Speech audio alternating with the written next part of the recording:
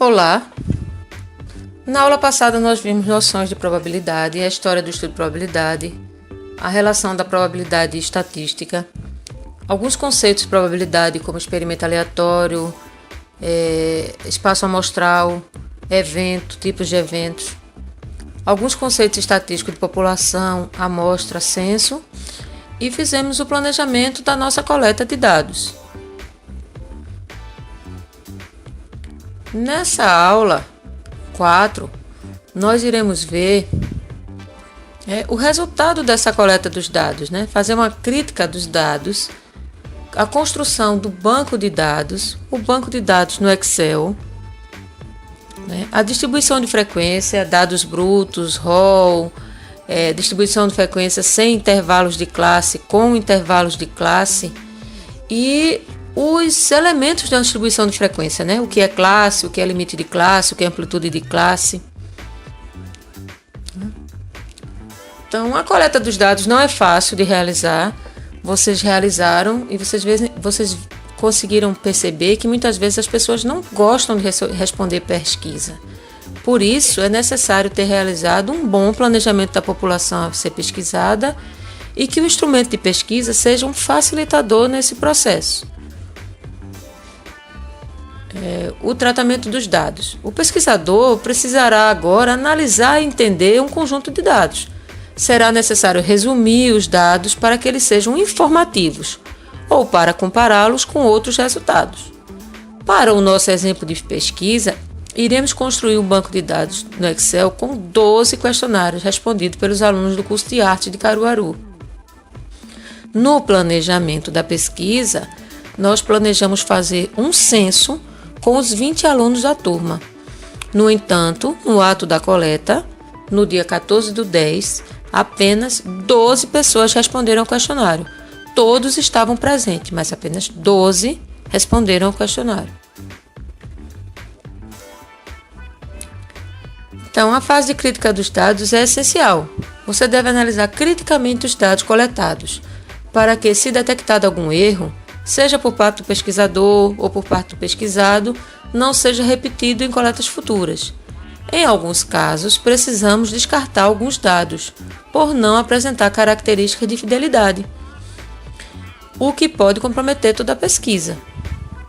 Então, para que isso não aconteça, muitas vezes precisamos descartar os dados porque a pessoa não quer responder e responde com má vontade muitas vezes, ou a pessoa que está entrevistando, que está pesquisando, anotou errado e aí não tem certeza do dado, é melhor que aquele dado seja descartado do que comprometer toda a pesquisa. Então, após termos realizado uma crítica aos dados coletados, aí precisamos criar o nosso banco de dados. O banco de dados é um local onde é possível armazenar dados de maneira estruturada. Podemos fazer isso no papel, mas a maneira mais rápida de fazer, que vai facilitar também depois a construção de tabelas e gráficos, é o Excel.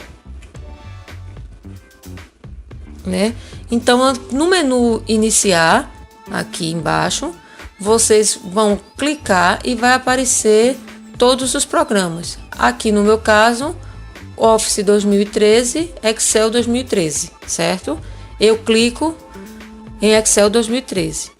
Ao clicar em Excel 2013, irá aparecer o seguinte: Excel recente, mais pastas de trabalho, e aqui aparece uma pasta em branco. Eu vou clicar aqui em pasta em branco, certo?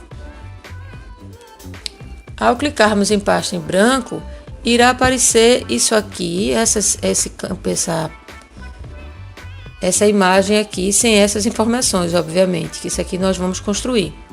Então, na linha 1, nós vamos colocar todas as variáveis que nós coletamos: nome, cidade, ano de nascimento, escolaridade, altura e sexo. A partir da linha 2, nós vamos colocar os resultados. Por exemplo, aqui, na linha 2, coluna A, nome. Quem é o nome? Lucas. Na linha 2, coluna B, a cidade. Quem é? Recife. E assim sucessivamente até preenchermos os 12 questionários que nós coletamos, correto? Então ficou assim o nosso banco de dados, né? As pessoas entrevistadas foram Lucas, Ana Beatriz, Larissa, Ingrid, Yasmin, Regner, Maria Luísa, Mariana, Ângelo, Matheus e Tainá, né? De cidades, dessas cidades, esse ano de nascimento, com essa escolaridade, com essas alturas, sexo feminino e masculino, ok? Então vamos lá. Distribuição de frequência, dados brutos, né? São dados que não foram numericamente organizados, estão na forma que foram coletados, né? Por exemplo, aqui, a altura dos alunos, da forma que foi coletado. Vamos voltar para o nosso banco de dados para dar uma olhada? Então, a altura, 1,80 m, 1,26 m, 1,21 m, 1,22 m, na ordem que foi coletado, tá? O primeiro questionário foi de Lucas, o segundo de Ana e assim sucessivamente. Então, pegamos essa coluna altura e vamos agora organizá-la, né? Para representar os dados da altura dos alunos do curso de artes na forma de distribuição de frequência em classes, é necessário organizar em rol. Então, o que é o rol? É a organização dos dados. Essa organização dos dados, ela pode se dar por ordem crescente ou decrescente. Aqui a gente colocou a menor altura 1,13 m, a maior altura 1,80 m, né? Pode-se perceber aqui que a gente tem uma pessoa com 1,13 m, duas pessoas com 1,21 m, duas com 1,22 m, duas com 1,25 m, uma com 1,26 m, duas pessoas com 1,27 m, uma com 1,32 m e uma com 1,80 m. Então veja, distribuição de frequência sem intervalo de classe. É a organização dos dados conforme as repetições, como dissemos ainda agora. É viável quando não temos um número muito grande de dados, o que se encaixa nos nossos dados de altura dos alunos. Como eu tenho mostrado antes, uma pessoa tem 1,13 m, duas 1,21 m, duas pessoas 1,22 m, duas pessoas 1,25 m, uma 1,26 m, duas 1,27 m, uma pessoa com 1,32 m, uma pessoa com 1,80 m. Ou seja, é a frequência simples dos alunos, sem intervalo de classes, né? Agora, nós vamos ver a questão da amplitude total, que vai nos ajudar a fazer intervalos de classe, certo? Então, depois de montar o rol, ou seja, organizar do menor ao maior, nós vamos fazer agora a amplitude total. O que é isso? É a diferença entre o maior número e o menor número, ou seja, 1,80 m menos 1,17 m deu 0,67 centímetros. Essa é a nossa amplitude total. É a diferença que existe entre o maior tamanho e o menor tamanho. Depois disso, nós vamos ver qual será, então, o número de classes K que essa distribuição de frequência terá. Não há um critério rigoroso para determinar o número de classes, porém, uma regra pode ser aplicada, que é a raiz da quantidade de elementos que nós temos nos dados. Por exemplo, no nosso caso, nós temos 12 questionários.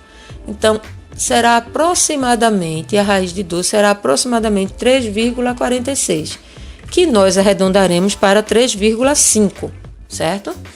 Então, após determinar a amplitude total, que foi 0,67, lembrando, é a diferença de 1,80 m menos 1,13 m, deu 0,67. Dividido pela raiz da quantidade de questionários, que deu 3,5, nós teremos um valor de aproximadamente 0,19 centímetros, arredondando 0,19, certo? Então, como é que a gente faz isso? Então, percebam. Com a amplitude das classes determinadas, podemos agora escrever o limite das classes. A primeira classe será de 1,13 m mais 0,19. Ficou 1,32 m. A segunda, agora percebam. Aqui, ó, tá? 1,13 m até antes de 1,32 m. Percebam que aqui é fechado.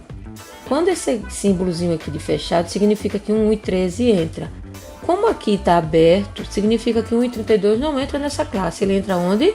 na classe seguinte. De 1,32 até mais 0,19, 1,51 m. Aberto aqui. 1,51 vai entrar onde? Na terceira classe. 1,51 mais 0,19 vai dar quanto? 1,70 m. 1,70 m não entra aqui, ele passa a entrar onde? Na classe seguinte, que é fechado. 1,70 m mais 0,19, 1,89 m. Então, de 1,13 m até 1,32 m, nós temos 10 pessoas aqui, ó. 1, 2, 3, 4, 5, 6, 7, 8, 9, 10.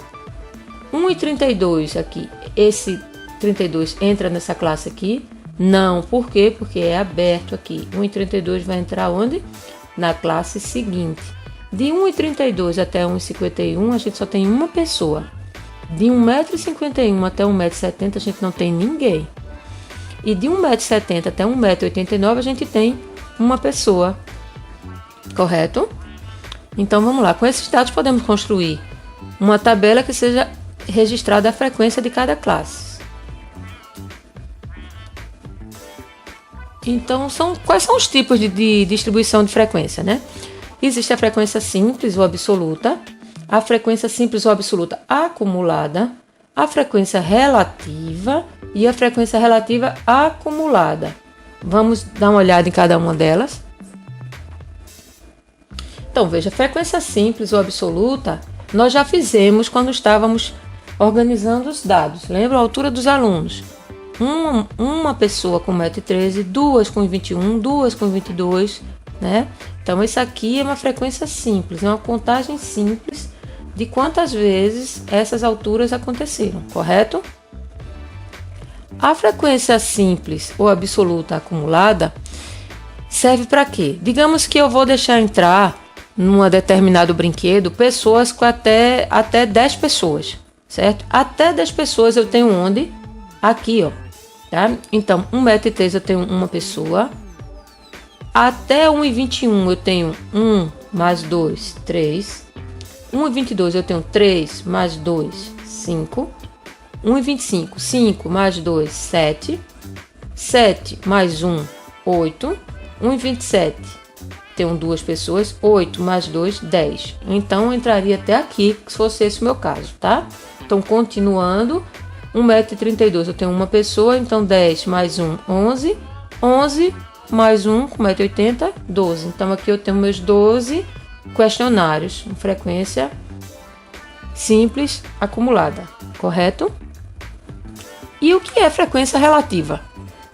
Né? A frequência relativa é definida pela razão entre a frequência absoluta e o número total de observações. Ou seja, eu tenho aqui 1 dividido por quantas pessoas?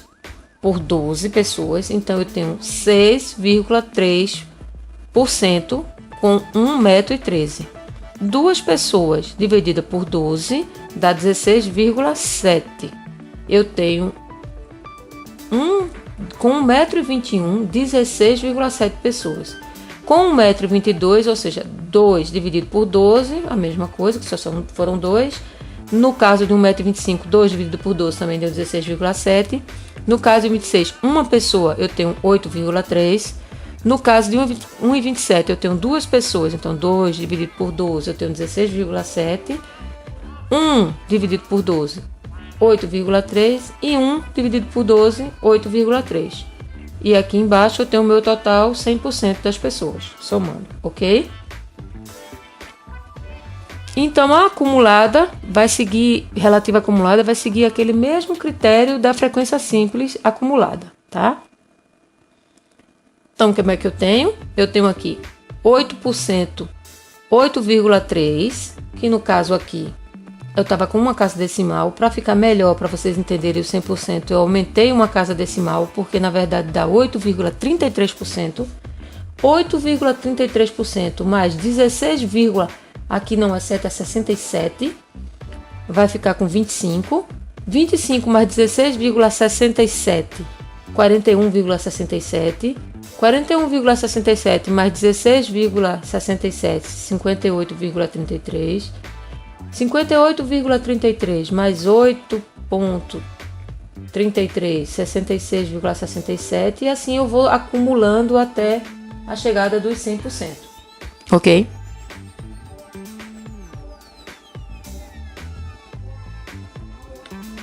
Então é isso, pessoal.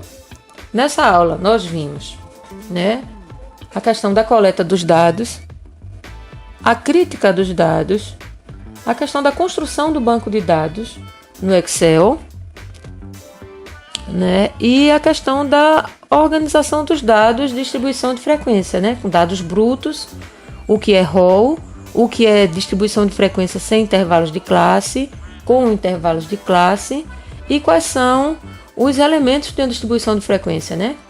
Classe, limite de classe, amplitude do intervalo de classe. É isso. Até a nossa próxima aula. Obrigada.